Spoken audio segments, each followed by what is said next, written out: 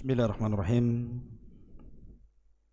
Assalamualaikum warahmatullahi wabarakatuh. Alhamdulillah. Salatu wassalamu ala Rasulillah wa ala alihi wa sahbihi wa mawalah wa la hawla wa la quwata illa billahi wa ba'du. Qala Allahu azza wa jalla ya ayyuhalladzina amanu taqullaha haqqa tuqatih wa la tamutunna illa wa antum muslimun. Wa qala sallallahu alaihi wasallam fa inna asdaqal hadithi kitabullah wa khairal huda huda Muhammadin sallallahu alaihi wasallam wa syarrul umuri muhdatsatuha wa kullu muhdatsatin bid'ah wa kullu bid'atin dhalalah wa kullu dhalalatin finnar. Ma'asyiral muslimin wal muslimat dimanapun anda berada, alhamdulillah di malam hari ini kita bisa berjumpa walaupun lewat media Jabal Uhud. Salawat dan salam tak lupa kita hadiahkan kepada Rasul kita yang mulia, salawatullah alaihi wassalamuhu sallallahu alaihi wa ala alihi wasallam. Dan pembahasan di malam hari ini kita akan membahas tentang misteri kematian jin. Mungkinkah jin mati? Kalau memang mereka mati, bagaimana caranya? Kemudian berapa usia mereka? Dan apakah mereka sama dengan manusia dibebani syariat oleh Allah Subhanahu wa ta'ala? Inilah yang kita akan bahas beberapa menit ke depan. Ma'asyiral muslimin yang dimuliakan Allah Subhanahu wa ta'ala, dalam surah Az-Zariyat, surat yang sangat ma'ruf bagi kita, Allah Subhanahu wa ta'ala berfirman, wa ma khalaqtul jinna wal insa illa liya'budun. Tidaklah kami ciptakan jin dan manusia kecuali kedua makhluk ini diciptakan untuk beribadah kepada Allah Subhanahu wa ta'ala. Artinya bahwa jin dan manusia itu sama mukallaf, dibebani syariat, dan Allah Subhanahu wa ta'ala utus kepada mereka seorang nabi, yakni nabi kita yang mulia Muhammad sallallahu alaihi wasallam. Itulah perbedaannya nabi kita dengan Ibrahim alaihi salatu wassalam. Kalau Ibrahim diutus kepada seluruh manusia, tetapi Rasul kita bukan hanya seluruh manusia, tetapi juga seluruh bangsa jin. Ma'asyiral muslimin yang dimuliakan Allah Subhanahu wa ta'ala, di dalam Al-Quranul Karim Allah Subhanahu wa ta'ala berfirman, tepatnya dalam surah Ar-Rahman ayat 26 sampai 27, kullu man 'alaiha fan wa yabqa wajhu rabbika dzul jalali wal ikram. Semua makhluk Allah Subhanahu wa ta'ala pasti binasa, dan hanya wajah Rabbmu yang akan senantiasa kekal, pemilik keagungan dan kemuliaan. Dari ayat ini menunjukkan bahwa semua makhluk Allah Subhanahu wa ta'ala pasti Allah hancurkan, kecuali tentu makhluk-makhluk yang Allah kecualikan. Dan dari sini juga kita mengetahui bahwa jin dan juga manusia, keduanya makhluk Allah Subhanahu wa ta'ala yang akan binasa. Adapun manusia ma'ruf,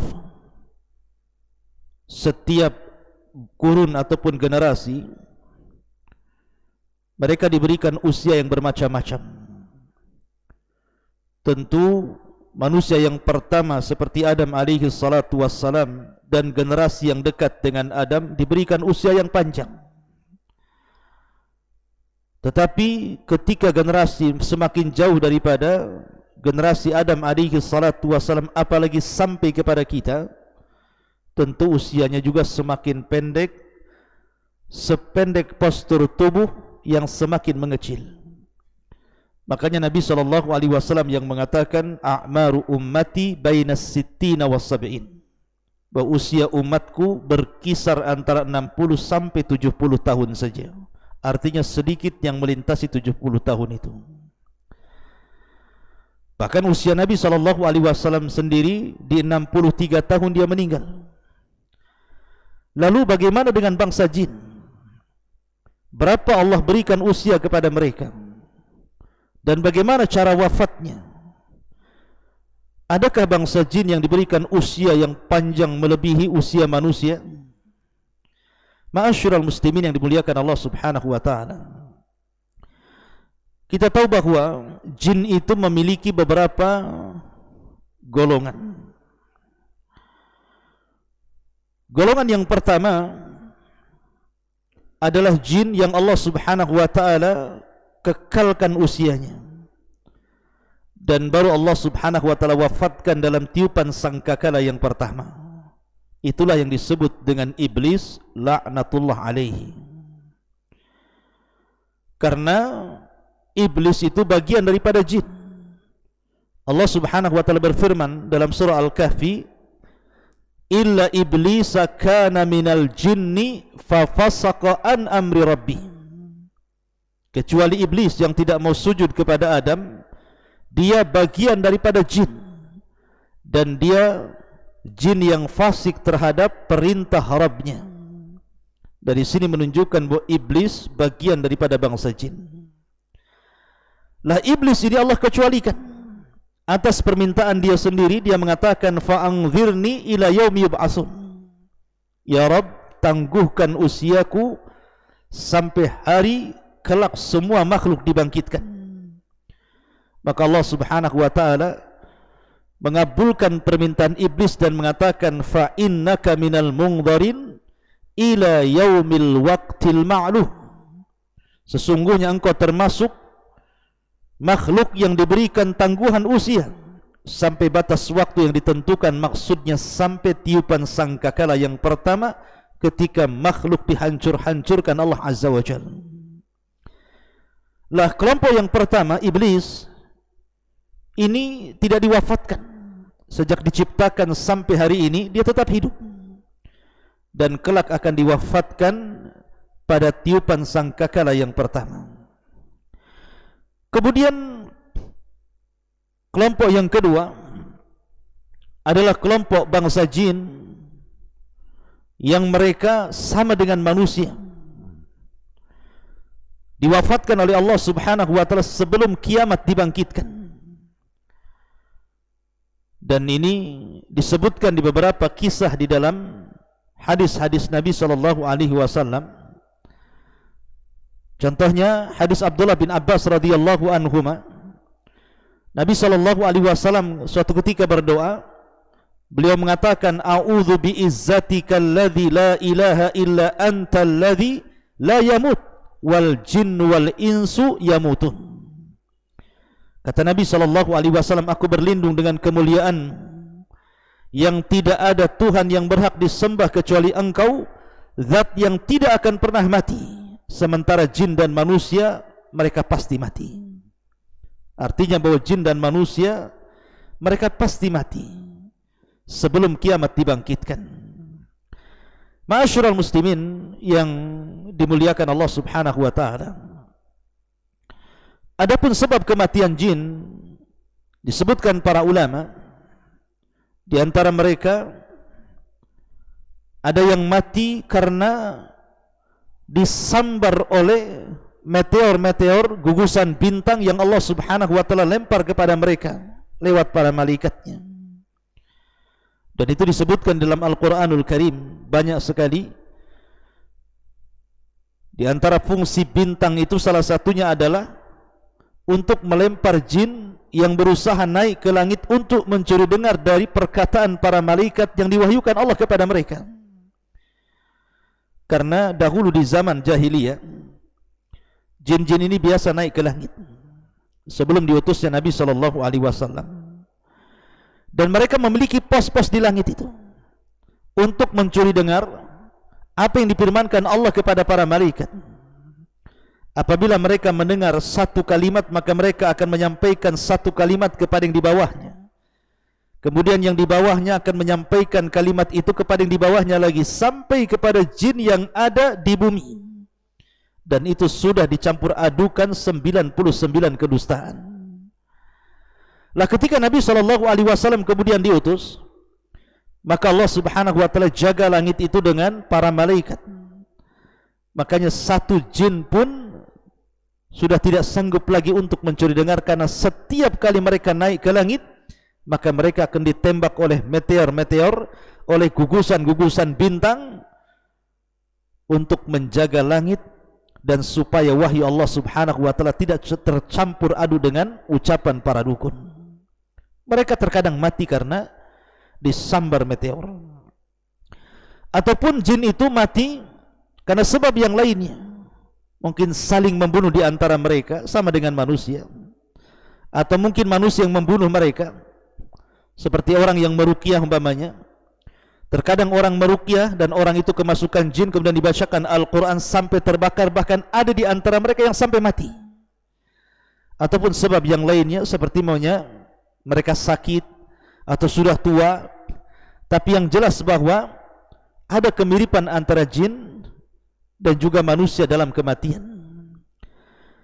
Walaupun tentu jin akan berbeda dalam kekuatan dengan manusia, karena ada hal-hal yang manusia kalau melakukannya pasti mati, tapi jin tidak mati. Seperti umpamanya manusia yang menyelam ke dalam air tanpa alat satu pun, tentu dia akan mati kehabisan oksigen.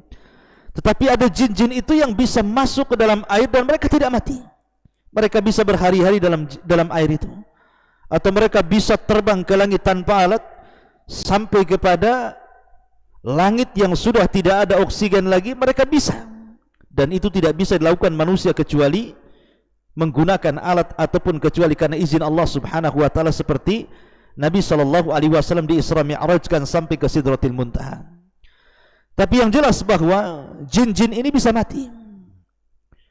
Termasuk juga jin yang tasyakkul, beralih rupa, seperti umpamanya dia beralih rupa kepada manusia. Apabila seandainya jin yang beralih rupa ini kepada manusia dibunuh, maka dia mati juga. Dan itu kejadian ketika Nabi SAW mengutus Khalid ibn Walid radhiyallahu an untuk menghancurkan patung Uzza. Jadi ketika Fathu Mekah, Nabi SAW merintahkan banyak para sahabat untuk menghancurkan patung-patung yang disembah orang-orang musyrik kala itu. Lah salah satunya Nabi SAW mengutus Khalid Ibn Walid untuk menghancurkan patung Uzza. Setelah kemudian Khalid bin Walid menghancurkan patung Uzza, kemudian datang kepada Nabi SAW dan mengatakan, "Ya Rasulullah, aku sudah menghancurkan Uzza." Tiba-tiba Nabi SAW mengatakan, "Irji fa innaka lam tasna syai'an." Hei Khalid, kembali ke tempat Uzza itu, karena engkau belum berbuat sesuatu kepada patung Uzza itu. Tentu Khalid bin Walid heran, dia sudah menghancurkan patung itu, tapi Rasulullah mengatakan, "Irji fa innaka lam tasna syai'a." Baliklah ke tempat Uzza wahai Khalid, engkau belum berbuat apa-apa. Maka Khalid pun kemudian kembali ke tempat patung Uzza yang sudah dihancurkan itu. Sementara manusia menangis karena berhalanya ditumbangkan Khalid. Tiba-tiba kemudian di tempat berhala itu ada seorang wanita yang telanjang, rambutnya terurai, di atas kepalanya banyak pasirnya, menakutkan. Maka Khalid pun kemudian langsung mengambil pedangnya, kemudian memenggal kepalanya. Kata Nabi SAW, "Tilkal Uzzah." Itulah Uzzah. Maksudnya syaitan jin yang menjelma sebagai nenek tua penjaga berhala Uzzah itu. Dan dia mati, ditusuk oleh Khalid Ibn Walid radhiyallahu anhu. Ma'asyiral muslimin yang dimuliakan Allah Azza wa Jalla, ataupun kisah tentang seorang sahabat yang membunuh ular. Jadi diceritakan oleh Abu Sa'id yang pernah menjadi hamba sahaya Hisham bin Zahra dia pernah bercerita bahwa saya pernah menjumpai Abu Sa'id Al-Khudri radhiyallahu anhu, sementara ketika itu Abu Sa'id Al-Khudri berada di rumahnya dan dia sedang sholat. Tiba-tiba kemudian di rumah sebelahnya, di rumah Abu Sa'id Al-Khudri, terdengar ada suara. Rupanya dilihatnya ada seekor ular yang sangat besar. Maka tiba-tiba kemudian Abu Sa'id ini langsung bangkit dan hendak membunuhnya. Maka Abu Sa'id Al-Khudri radhiyallahu anhu mengisyaratkan agar jangan dibunuhnya. Maka aku pun duduk, kata Abu Sa'id, dan membiarkan ular itu. Setelah itu kemudian berangkatlah Abu Sa'id Al-Khudri radhiyallahu anhu dan yang lainnya dalam perang Khandaq. Ketika itu Nabi SAW sedang menggali parit. Lah salah seorang sahabat Nabi SAW dilaporkan bahwa ada sesuatu terjadi di rumahnya. Maka dia pun bergegas pulang ke rumahnya. Kemudian Nabi SAW menyuruh untuk membawa senjata. Maka kemudian laki-laki ini pun membawa senjata, kemudian pulang ke rumahnya. Kagetnya ketika tiba-tiba istrinya lari dalam rumah, dan di zaman itu tidak ada wanita yang keluar rumah. Maka dia cemburu dan mengatakan, hampir-hampir aku tebas leher istriku, karena saking cemburunya. Karena dikhawatirkan mungkin ada laki-laki atau dia bermain di belakang suaminya. Tapi istrinya menenangkan dan mengatakan, jangan kau luapkan cemburumu dulu, tetapi kau lihat ke dalam rumah itu. Akhirnya kemudian anak muda ini masuk ke dalam rumah. Dilihatnya ada ular besar yang sedang berdiri. Akhirnya kemudian diserangnya oleh tombak, dan ular itu juga menyerang. Tiba-tiba saling menyerang. Tombak mengenai ular dan gigitan ular pun mengenai sahabat ini, dan Allah takdirkan dua-duanya meninggal dunia. Baik ular itu atau sahabat Ansar ini meninggal dunia. Maka kabar ini sampai kepada Nabi SAW, sehingga Rasul mengatakan, istaghfiru li akhikum, mintalah ampun kepada Allah kepada saudara kalian ini. Inna bil madinati jinnan qad aslamu. Sesungguhnya di Madinah ini terkadang ada jin yang sudah masuk Islam. Fa idza ra'aitum minhum syai'a, kalau seandainya kau melihat di antara mereka jin yang berupa ular itu, fa'adhinuhu thalathata ayyam, usir dia dari rumah kalian selama 3 hari. Fa in badalakum ba'da dhalik, tetapi kalau seandainya dia tidak mau pergi dari rumah kalian, kata Nabi SAW, faqtuluhu fa inna huwa syaitan, fa innama huwa syaitan, bunuhlah ular itu, karena bisa jadi jelmaan daripada syaitan. Lah kisah anak muda ini yang membunuh ular sampai mati menunjukkan bahwa jin bisa mati. Sama dengan manusia juga bisa meninggal. Akan tetapi perbedaan kita dengan jin, kalau jin itu diberikan usia yang cukup panjang, berbeda dengan kita manusia. Kita manusia sudah dibatasi usianya tidak lebih daripada 60 sampai 70 tahun bagi umat Nabi SAW. Walaupun seandainya ada yang lebih, maka itu karunia Allah Subhanahu wa ta'ala. Tetapi bangsa jin diberikan usia yang panjang-panjang, sehingga usia mereka menjangkau usia manusia. Terkadang manusia sudah 2-3 generasi mereka masih hidup. Ma'asyiral muslimin yang dimuliakan Allah Subhanahu wa ta'ala, dari sinilah kelebihan jin dari segi usia. Tetapi ingat bahwa tidak semua jin itu jahat.